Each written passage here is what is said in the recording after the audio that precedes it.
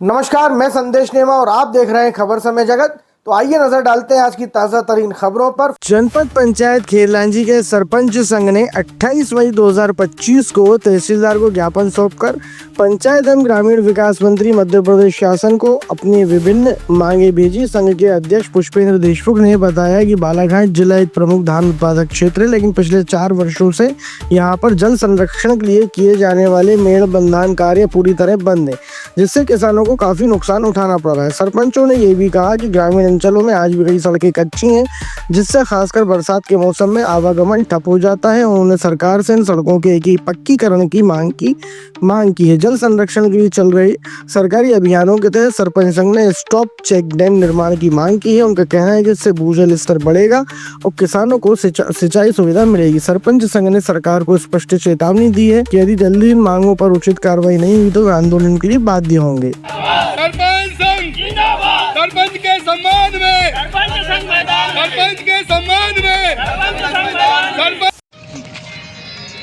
Sir अपना परिचय दो। मैं सरपंच नकुल प्रसाद दिलारे, ग्राम पंचायत टेमनी।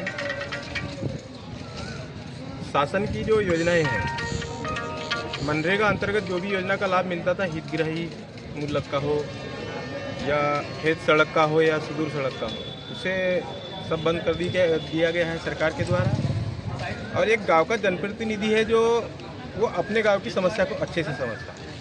तो एक गांव के जनप्रतिनिधि होने के नाते हमारे हिसाब से हम काम नहीं कर पाते हैं। सरकार अपना प्लान चलाती है और पूरी योजनाओं को बंद करके सिर्फ खेत तालाब पे ध्यान आकर्षित कर दिया गया है। और उसमें हमारे मजदूर भी काम करते हैं, पर जब से ईएमबी हुई है और मुख्यमंत्री के हाथ में अधिकार चले गया है, तब से मजदूर की मजदूरी भी काटी जाती है। किसान के यहाँ अगर मजदूर काम करने जाता है तो उसको 200 रुपये मिलता है, और हमारे मजदूर जब काम करते हैं तो उसको मुख्यमंत्री द्वारा 115 रुपये, 120 रुपये, कभी कभी तो 52 रुपये तक भी मजदूरी दी गई है। और उसका आरोप होता है सरपंचों के ऊपर, जबकि हमारा अधिकार छिन गया है। जब सरपंच के हाथ में अधिकार ही नहीं रहा तो फिर कार्य एजेंसी सरपंच को क्यों बनाया जा रहा है? वही कार्य कर ले अपने अधिकारी कर्मचारी को भी। बस यही हमारा सरकार से निवेदन है। अगर हमारी बात नहीं मानी गई तो हम सरकार के खिलाफ में उग्र आंदोलन करेंगे। सर अपना परिचय दीजिए। मैं देवेंद्र बारेवर, सरपंच बोरगढ़। जैसा कि आज हमने ज्ञापन तमाम यहाँ पे मुद्दों के ऊपर हमने दिए, जैसा कि हमारे अध्यक्ष महोदय जी ने आपको विस्तृत बताया, फिर भी मैं थोड़ा सा बताना चाहूँगा कि पहले जो जितने भी योजनाएं चालू थी, जो जनता के हित में, जो ग्रामीण जनों के रोजगार के लिए इन्होंने जो आहूत किया गया था, जैसा कि मेड़ बंधान, भूमि सुधार एवं कच्ची नाली एवं नाला सफाई भी देते थे। लेकिन अभी सभी चेक डैम देते थे और स्टॉप डैम भी देते थे, और कपिल धारा के माध्यम से लोगों को रोजगार दिया जाता था। बहुत सारी योजनाएं, लगभग 250 योजनाएं हमारी लिस्ट में, लेकिन उन तमाम योजनाओं पर विराम लगाते हुए, लॉक लगाते हुए सरकार ने सिर्फ आज की तारीख में माने वो मीनाक्षी तालाब है, तो खेत तालाब उसको चालू रखा है।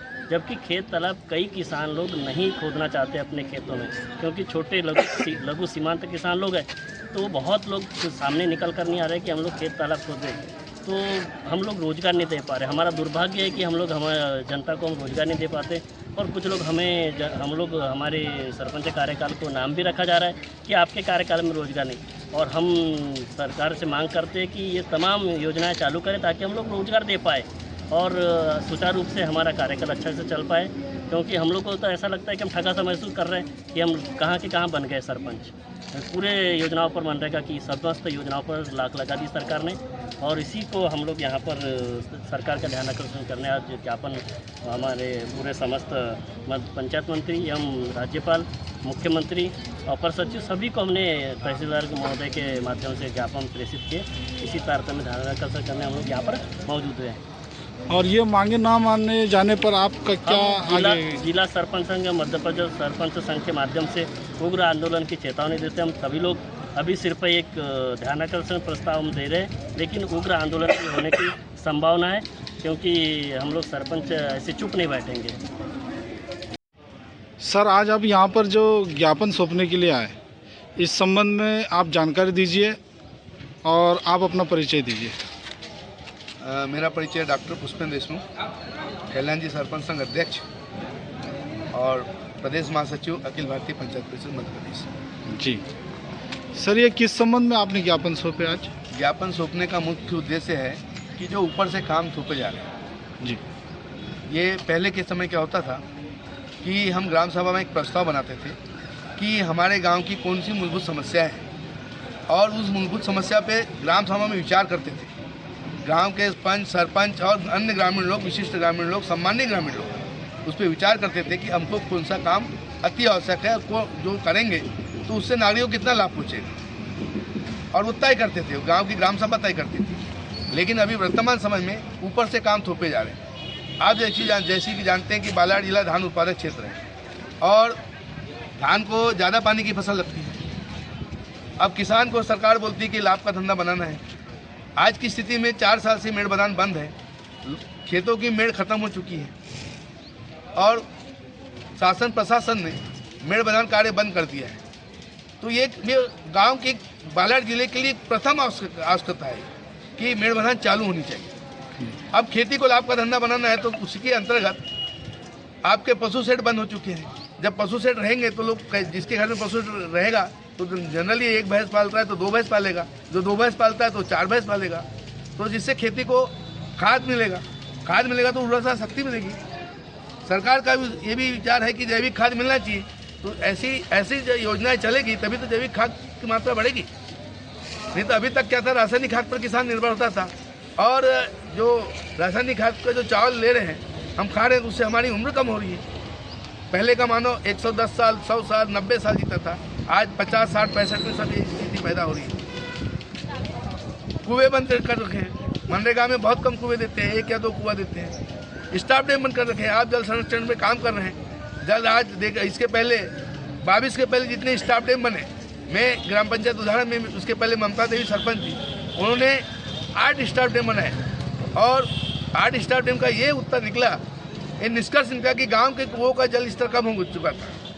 आज स्टाफ डैम बनने से पूरा जल स्तर बढ़ चुका है और स्टाफ डैम बनने से कम से कम 250 एकड़ खेती उस ग्राम पंचायत की सिंचित होती है। लेकिन जैसे हम सरपंच बनते हैं, स्टाफ डैम पर रोक लगा दी गई है, चेक डैम भी बंद कर चुके हैं। तो ऐसे में सरपंच बनने का हमारा क्या औचित्य है? इससे ऐसे तो अच्छा लगता है कि हम घर में चुपचाप सो जाएं।